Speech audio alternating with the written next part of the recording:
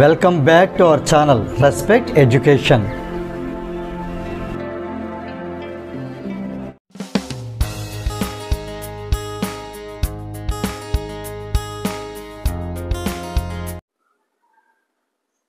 ఈ క్లాస్ లో మనం ఎక్సర్సైజ్ 4.1 లో ఫస్ట్ ప్రాబ్లం లో 6th బిట్ ఎలా సాల్వ్ చేయాలో నేర్చుకోబోతున్నాం.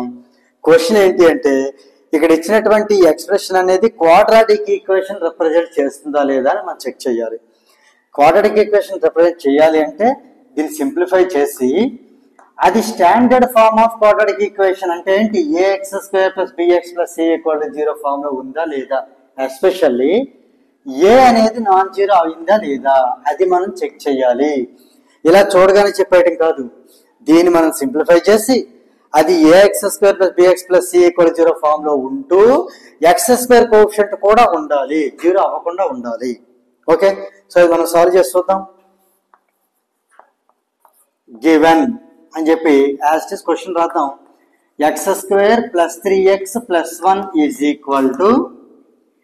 x - 2 whole square. రైట్, ఇప్పుడు ఇక్కడ మనం లెఫ్ట్ హ్యాండ్ సైడ్ అయితే సాల్వ్ చేయడానికి ఏమీ లేదు, యాజ్ ఇట్ ఇస్ రాసేయచ్చు. x² + 3x + 1 as it is రాసేయచ్చు. రైట్ హ్యాండ్ సైడ్ మటుకు a - b whole square formula apply చేద్దాం. a - b whole square formula తెలుసా? a² - 2ab + b². ఈ ఫార్ములా అప్లై చేయాలి, అంతేగాని సింపుల్ గా x² చేసేసి మైనస్ రాసి 2² చేసేసి కాదు. x - 2 హోల్ స్క్వేర్ కి a - b whole square apply చేయాలి. అంటే ఏమవుతుంది, a అంటే x కాబట్టి a² - 2 × a అంటే x, b అంటే 2. కొంతమంది డౌట్ వస్తుంది -2 తీసుకోవచ్చా అంటే మనం a - b తో కంపేర్ చేసాం కాబట్టి -1 కూడా కంపేర్ అయిపోయింది.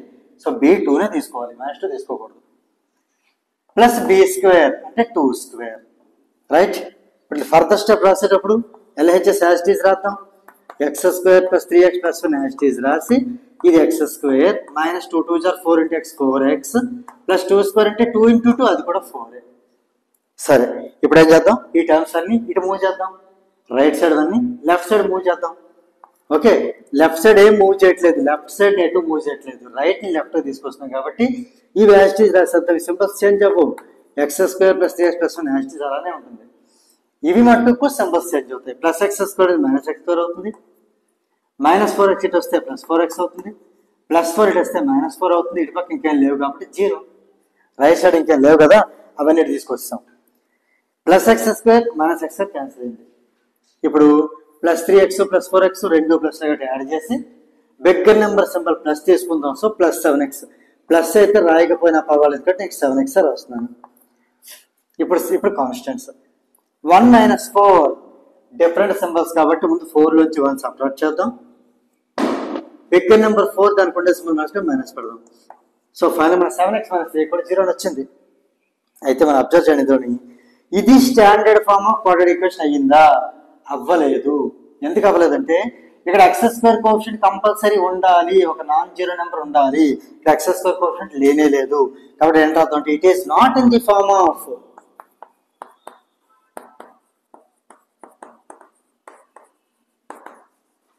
ఇది ఏ ఫామ్ లో లేదు, ax² + bx + c = 0 ఫామ్ లో లేదు. ఎలా చెప్పగలం లేదు అంటే x² కోఎఫిషియంట్ ఉండాలి, పక్కగా నాన్ జీరో x² కోఎఫిషియంట్ ఉండాలి.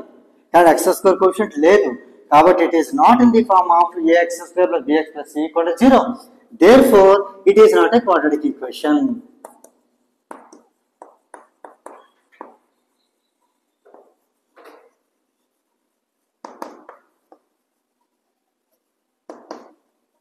సో మనకి ఇది సింప్లిఫై చేసిన తర్వాత తెలిసిన విషయం ఏంటంటే it is not a quadratic equation. So దీంతో మనకి ఈ 6th బిట్ అనేది కంప్లీట్ అయింది.